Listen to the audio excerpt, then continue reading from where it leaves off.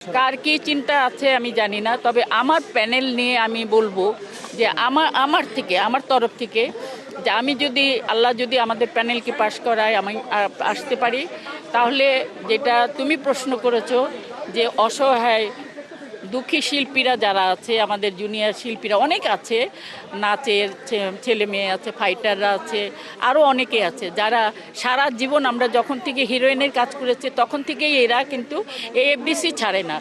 আমরা থাকি বা না থাকি, এফডিসিকে অন্ধকার থাকে, তারাও আরে বসে থাকে এসে। এই জিনিসগুলো আমি সহ্য করতে পারি না। এই জিনিসগুলো আমাকে তাড়ায়, খুব কষ্ট দেয়।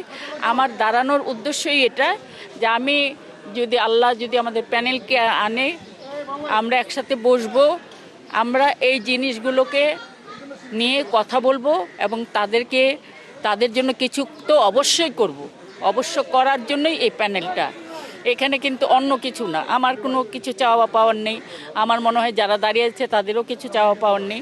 আমাদের চাওয়া পাওয়া আমাদের ইন্ডাস্ট্রি যেন আগের মতো ফিরে আসে। আমরা যে পর্যায়ে কাজ করে এসেছি এত বছর ধরে, তারাও যেন সুন্দরভাবে ইন্ডাস্ট্রিকে সেই জায়গাটায় নিয়ে যেতে পারে, এটা আমি মনে করি। আর আমাদের প্যানেলের যারা আছে, আমরা একটা বসে চিন্তা ভাবনা করেছি যে কি করা যায়। আমাদের ইন্ডাস্ট্রি যেন আগের মতো হয়ে যায়, হল মালিকরা যেন হল তৈরি করে এবং আমাদের যে প্রযোজকরা যে আছে যারা পিছিয়ে গেছে, যারা ছবি বানাতে চেয়েও পিছিয়ে গেছে, তাদেরকে আহ্বান জানাবো আপনারা আসবেন।